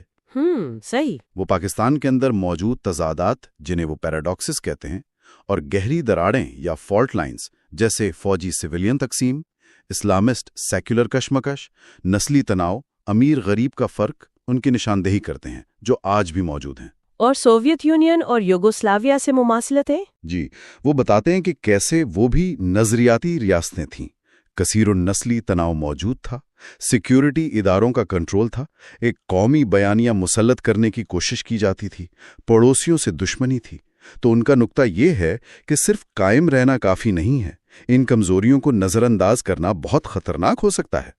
تو پھر حل کیا ہے؟ مصنف آگے کیا راستہ تجویز کرتے ہیں؟ کتاب اے نیو نیشنلزم یعنی ایک نئی قوم پرستی کی بات کرتی ہے۔ مصنف کا بنیادی استدلال یہ ہے کہ پاکستان کے جو گہرے مسائل ہیں ان کی جڑ اس کی نظریاتی اشرافیہ ریاست میں ہے۔ ایک ایسا قومی بیانیہ بنایا گیا جو اسلام اور بھارت دشمنی پر بہت زیادہ انحصار کرتا تھا۔ جی، اس کا مقصد تو شاید یہ تھا کہ صوبائی یا نسلی وفاداریوں کو کم کیا جائے، لیکن نتیجہ یہ نکلا کہ ملک لامتناہی مذہبی بحثوں میں الجھ گیا، انتہا پسندی کو فروغ ملا اور بھارت سے دشمنی نے معاشی ترقی اور علاقائی تعاون کے راستے بند کر دیے۔ اور نسلی شناختوں کا کیا ہوا؟ یہ نظریہ نسلی شناختوں کو بھی دباتا رہا، انہیں تسلیم کرنے سے انکار کرتا رہا، جس سے مرکز اور صوبوں کے درمیان اور مختلف نسلی گروہوں کے درمیان تناؤ بڑھتا رہا۔ کیا اس نظریے کی کوئی قیمت بھی ادا کرنی پڑی ہے ملک کو؟ مصنف کے مطابق بہت بھاری قیمت ادا کرنی پڑی ہے۔ تعلیم کا معیار گرا کیونکہ تنقیدی سوچ کی حوصلہ شکنی کی گئی، دنیا میں تنہائی بڑھی، معاشی مواقع ضائع ہوئے اور ایک طرح کی سیاسی آپ کہیں پیرانویا یا وہم کی کیفیت پیدا ہوئی۔ تو متبادل کیا ہے؟ وہ نئی قوم پرستی کیا ہوگی؟ مصنف کا کہنا ہے کہ اب ایک نئے قومی بیانیے کی ضرورت ہے، ایک ایسی قوم پرستی جو ماضی کی غلطیوں کو تسلیم کرے، جو زیادہ جامع ہو، جس میں تمام پاکستانی برابر کے شہری محسوس کریں اور جس کی بنیاد نفرت یا خوف پر نہ ہو بلکہ مشترکہ مستقبل، معاشی ترقی اور عوام کی فلاح و بہبود پر ہو۔ کیا وہ کوئی مثالیں دیتے ہیں؟ جی، وہ بیلجیم کا ذکر کرتے ہیں، جرمنی اور جاپان کا، جنہوں نے ماضی کی بڑی غلطیوں کا اعتراف کیا اور خود کو بدلا۔ حتیٰ کہ چین کی مثال دیتے ہیں کہ کیسے انہوں نے نظریاتی شدت پسندی چھوڑ کر عملیت پسندی اپنائی اور معیشت پر توجہ مرکوز کی۔ لیکن کیا پاکستان میں ایسی تبدیلی ممکن ہے؟ مصنف کا کیا خیال ہے؟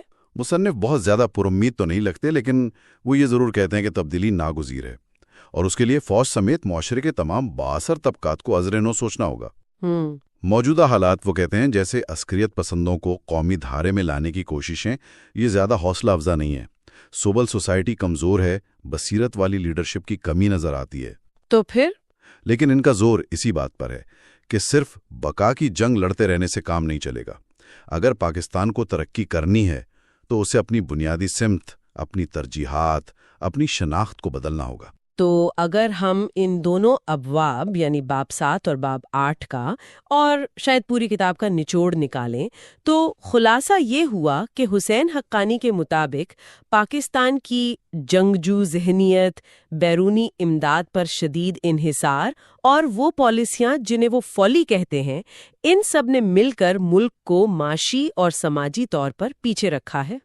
جی بالکل، بنیادی دلیل یہی ہے۔ اور آگے بڑھنے کے لیے اپنی قومی شناخت، اپنی ترجیحات، ان سب کو ازر نو متعین کرنے کی، ری امیجن کرنے کی ضرورت ہے۔ بالکل، کتاب کا جو عنوان ہے ری امیجننگ پاکستان، وہ اسی طرف اشارہ کرتا ہے۔ مرکزی پیغام یہی ہے کہ پاکستان کو خود کو، اپنی ریاست کو، اپنی قوم پرستی کو ری امیجن کرنا ہوگا، ایک ایسی ریاست کے طور پر جو صرف سرحدوں کی حفاظت یا نظریے کے دفاع میں نہیں لگی ہوئی، بلکہ اپنے عوام کی خوشحالی، ان کی تعلیم، ان کی صحت اور دنیا کے ساتھ پرامن اور نتیجہ خیز تعلقات کو اپنی اولین ترجیح بناتی ہے۔ اور یہ ہمیں اس بنیادی سوال پر چھوڑ جاتا ہے جو کتاب اٹھاتی ہے، کیا پاکستان اپنی قومی شناخت کو ماضی کے بوجھ، خاص طور پر بھارت دشمنی اور ایک تنگ نظر مذہبی تشریح، کیا ان سے آزاد کر کے اپنی بے پناہ انسانی اور معاشی صلاحیت کو بروئے کار لا سکتا ہے؟